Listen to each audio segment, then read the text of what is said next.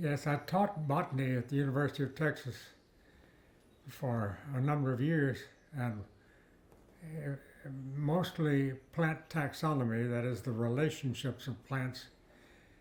And I also taught a course in what we called native plants, where it was largely field work, and I would take a van full of students somewhere within about 30 or 35 miles of campus, because that's what we could reach in the afternoons that we had. And so we were trying to, I was trying to emphasize the distinctions between the different plants and what their names were. And I think it was exciting to the students because I was excited, and I knew the plants backwards and forwards, and I could come up with the names, and they thought that was so strange that there could be 1,200 different species in a small area of say 70 miles radius, and that I could learn those plant names and know them when I saw the plants. So some of them were, I think it had to do with some kind of genetic tendency, I think, in each student.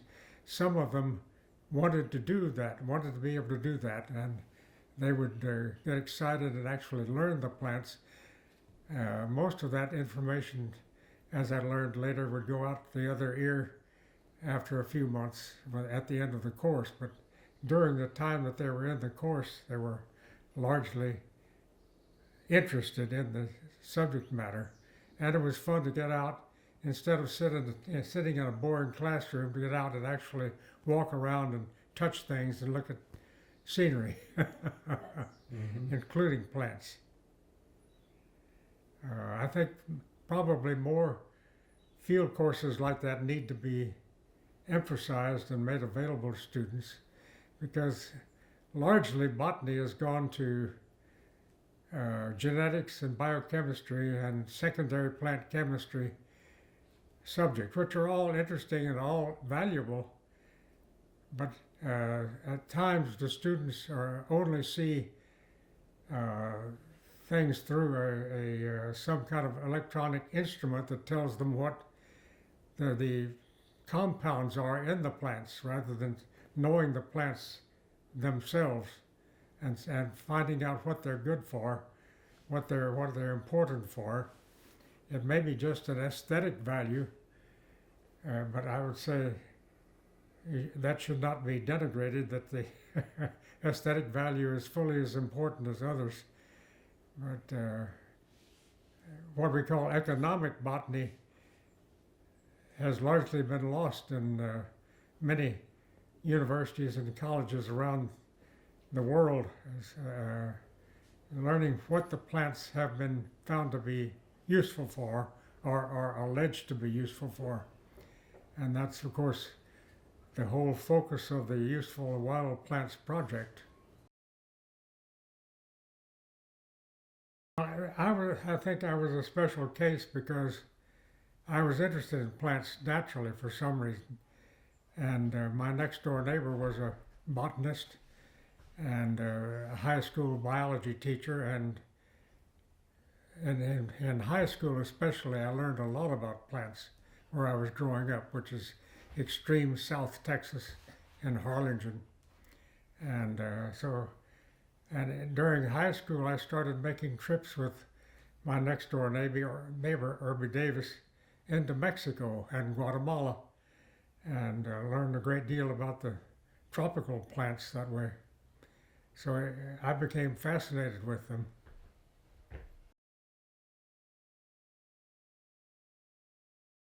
My major professor was Benjamin Tharp, Tharp, and one of his students several years previous had been Richard Clayburgh, and he simply picked up the phone, called Richard Clayburgh, and said, "Can I send a student down there to study the vegetation on your ranch?" And Richard Clayburgh said yes. So that was the opening, and I went down there and stayed in the cabin with B.O. Thomas, who was a wildlife expert. Very, very interesting character. Yes. What I understood was that Richard Clayburgh, several years prior to my work, had had a course in botany from B.C. Thorpe. And B.C. Thorpe was teaching the taxonomy, that is, the relationships of plants and where they grow geographically and why. We only were together several times, but he was very, very hospitable and interested in my work and encouraged me. So that's all I know is he was a positive influence.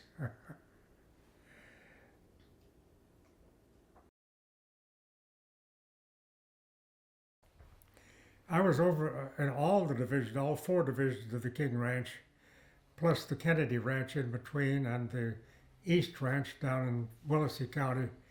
That was my doctoral dissertation, to study the vegetation of that area, and inland as far as 100 miles, studying the vegetation, especially of the mobile sand sheet there that is sometimes called an erg improperly, ERG, where sand dunes were constantly being swept up.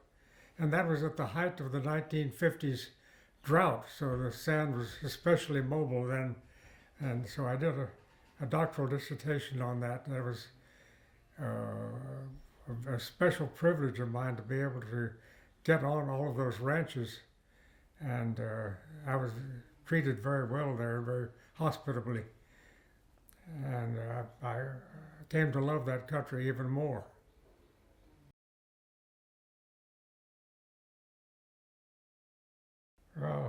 There's a large ball moss there, the large tillandsia, which is different from the ball moss that most people are familiar with. I found that to be quite interesting, and it's a widespread tropical species that reaches its northern limit on the King Ranch.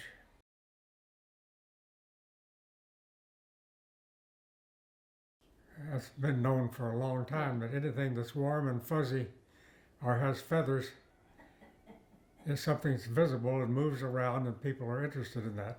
So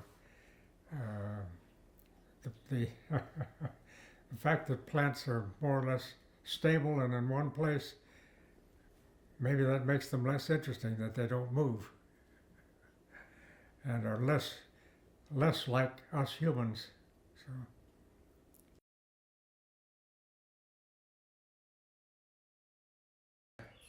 I think it's very, very cogent that people tend to be plant blind, and this is just perhaps something that we should expect, but I think in the past people were less plant blind than they are now.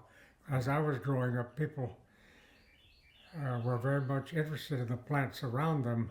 That was a long time ago, and I think it had to do with the curriculum that we were exposed to in elementary and junior and high school. So I have never done a systematic study of the curricula over the years, but I think that it will show that less and less information and excitement about plants is exhibited to the students in the schools, both by their families and by the teachers. Over the year course of my lifetime, I'm 91 now, and people have become less connected to their surroundings, less connected to the natural surroundings that are around their towns, but they're mostly city dwellers now, and have very little contact with the out of doors, as far as I can see, with some exceptions. Yes, I have no idea how to go about that, but I would think it's very, very important for people to learn about plants. about Lord it? Shinners was at SMU, and he wrote the first flora of north central Texas, which was later revised, and we have a much bigger and better flora of north central Texas now. But he grew up in the Peace River country of Western Canada, and he personally was exposed to plants very early on in life, and was very much concerned that people were not did not know anything about plants, seemingly, uh, where he was in Dallas or Fort Worth. So I'm sure it's true all over Texas that people seem to be very, very ignorant and blissfully ignorant of plants. So, as to what plants are growing around them, what used to grow around them and is now rare, which is about half the flora now. So Lord Shinners is a very outspoken person about that, but one person in a vast city is not going to do much good. We have to have more people concerned about this.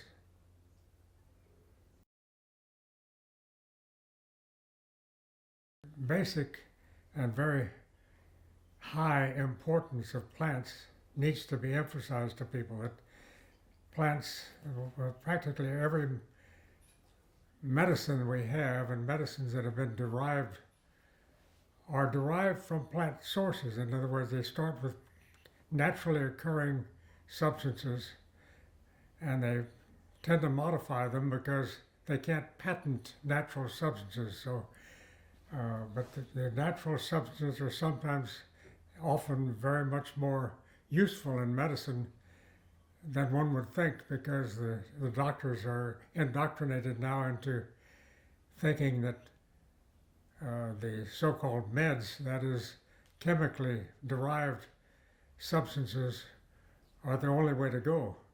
And for medicines, for dyes, for energy, for anything, you have to know about the plants that are around you.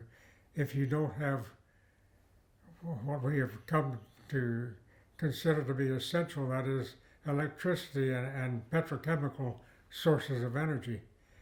If that's disappearing, which some people claim is true, then it's going to be very, very, very important for people to understand what the plants have to offer, still have to offer.